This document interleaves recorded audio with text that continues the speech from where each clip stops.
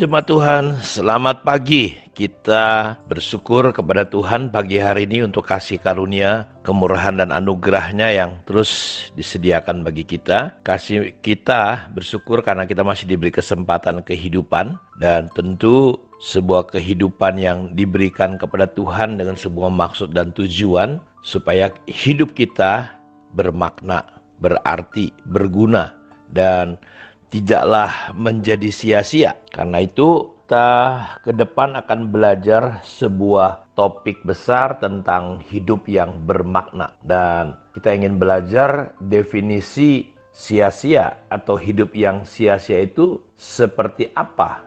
Kita melihat di dalam Lukas pasal 12 ayat 13 sampai 21, seorang dari orang banyak itu berkata kepada Yesus, "Guru, katakanlah kepada saudaraku supaya ia berbagi warisan dengan aku."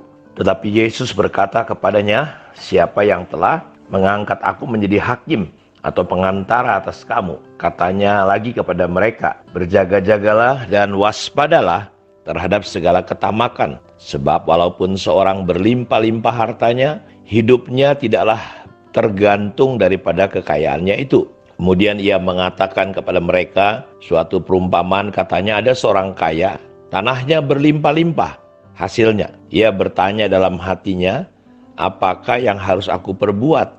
Sebab aku tidak mempunyai tempat di mana aku dapat menyimpan hasil tanahku." Lalu katanya, "Inilah yang akan aku perbuat. Aku akan merombak lumbung-lumbungku dan aku akan mendirikan yang lebih besar, dan aku akan menyimpan di dalamnya segala gandum dan barang-barangku. Sesudah itu aku akan berkata kepada jiwaku, jiwaku, ada padamu banyak barang tertimbun untuk bertahun-tahun lamanya.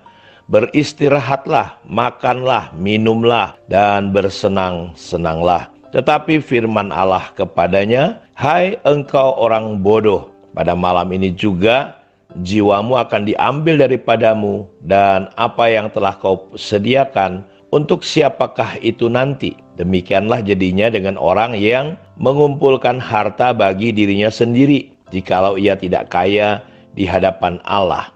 Tentu antara Tuhan, dunia, dan kita punya pandangan yang berbeda tentang yang namanya kesia-siaan. Karena itu saya ingin memulai hari ini dengan coba menerangkan definisi sia-sia menurut Alkitab itu apa. Karena terkadang pandangan dunia melihat orang Kristen itu bodoh. Kalau di Alkitab dikatakan kehidupan yang sia-sia menurut Alkitab adalah kita menjalani hidup ini dengan pandangan Tuhan dianggap bodoh. Sementara dunia juga terkadang menganggap kita ini orang bodoh, menghabiskan waktu beribadah, memberikan diri pemuritan, karena mereka punya filosofi dunia melihat hidup ini adalah uang. Hidup ini adalah, Bapak Ibu tahu, sesuatu yang harus dipergunakan semata-mata tentang bagaimana kita mendapatkan uang. Karena itu betapa penting kita memahami dengan benar bahwa hidup yang sia-sia adalah kehidupan yang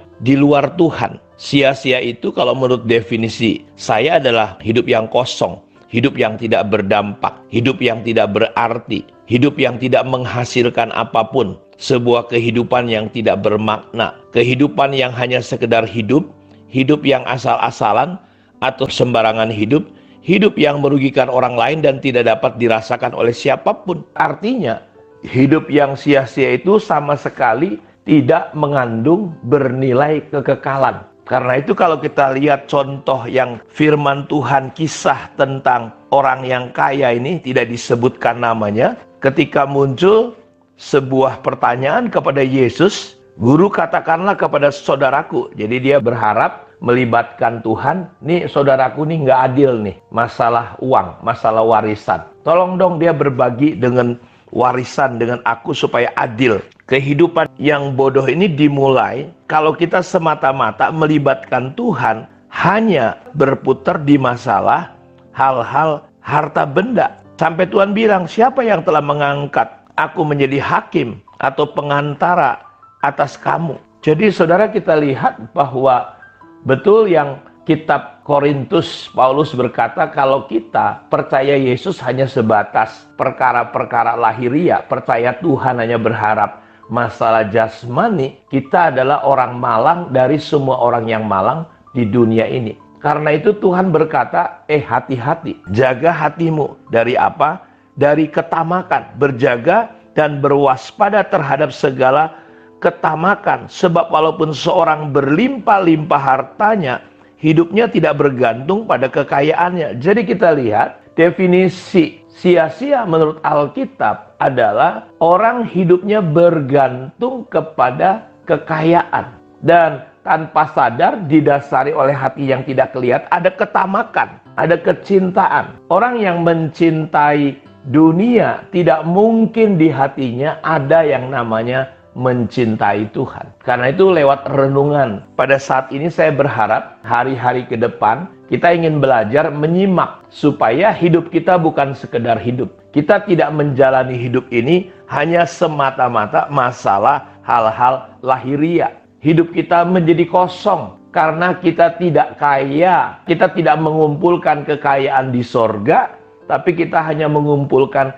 kekayaan di dunia. Ingat, apa yang kita dapatkan akan kita tinggalkan. Tapi apa yang kita lepaskan, kita lakukan untuk Tuhan. Itu yang justru akan mengikuti kita sampai pada kehidupan yang kekal. Karena itu biarlah kita nabung, taruh kekayaan kita di surga. Penuhi, ya, kirim lewat perbuatan-perbuatan terbaik kita di dalam Tuhan. Karena itu dia mengambil contoh ada orang yang berlimpah-limpah. Dia bukan hanya seorang yang kaya, ada orang kaya, tanahnya berlimpah-limpah. Saudara lihat dalam hatinya, apa yang harus aku perbuat? Dia sampai bingung saking banyak hartanya. Sebab aku tidak mempunyai tempat di mana aku dapat menyimpan hasil tanahku. Jadi udah nggak ada tempat lagi. Jadi berlimpah-limpah, sukses luar biasa. Dan dia lihat, perhatikan, kenapa dia disebut sia-sia, bodoh oleh Alkitab. Lalu katanya, inilah yang akan aku perbuat. Aku akan merombak lumbung-lumbungku. Aku akan mendirikan yang lebih besar. Aku akan menyimpan di dalamnya segala gandum dan barang-barangku. Sesudah itu aku akan berkata kepada jiwaku, jiwaku ada banyak padamu.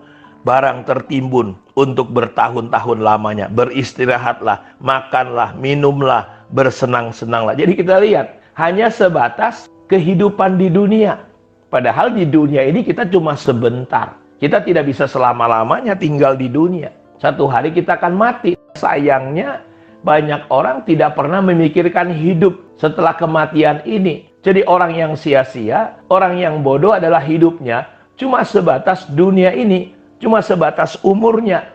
Dia menabung, dia lakukan banyak hal. Nggak ada sama sekali kita lihat. Dia memberi, dia melakukan untuk orang miskin, dia menabur untuk penginjilan. Nggak ada sama sekali. Yang dia pikirkan bagaimana dirinya bersenang-senang. Sehingga pada malam itu Tuhan bilang, hei orang bodoh. Jadi bodoh, sia-sia itu definisi Alkitab adalah bodoh. Jadi kesia-siaan itu merupakan kebodohan. Karena manusia tidak sama sekali melibatkan Tuhan dan membangun, menjalani hidupnya sedikit pun dengan nilai-nilai kekekalan. Ini bodoh sekali, ini sia-sia sekali kehidupan seperti ini. Karena itu kita mau belajar hari-hari ke depan tentang hidup yang bermakna. Jadinya untuk apa kata Tuhan? Ditinggalkan. Jadi ingat, semua yang kita dapatkan, kerja keras kita, sebenarnya untuk apa? Karena itu Yesus mati supaya kita tidak hidup untuk diri kita. Kita jalani hidup kita dengan keegoisan, kedagingan, kesenangan hidup. Tapi kita hidup untuk sebuah tujuan yang jelas. Karena kita adalah karena Tuhan dan rencananya. Kiranya Tuhan Yesus memberkati kita semua. Mari kita berdoa. Bukalah mata hati kami, sehingga kami boleh hidup tidak sia-sia, tidak bodoh, tidak kosong hidup kami. Tapi hidup kami boleh bernilai kekekalan ya Tuhan. Jamah dan sentuh anak-anak-Mu. Biarlah Roh Kudus menobatkan kami. Roh Kudus menolong kami. Sehingga hari-hari ini kami boleh memaknai, menjalani hidup ini dengan baik dan benar. Sesuai dengan rencana dan kehendak-Mu. Terima kasih Tuhan. Dalam nama Yesus hamba berdoa. Amin. Tuhan memberkati kita semua. Shalom.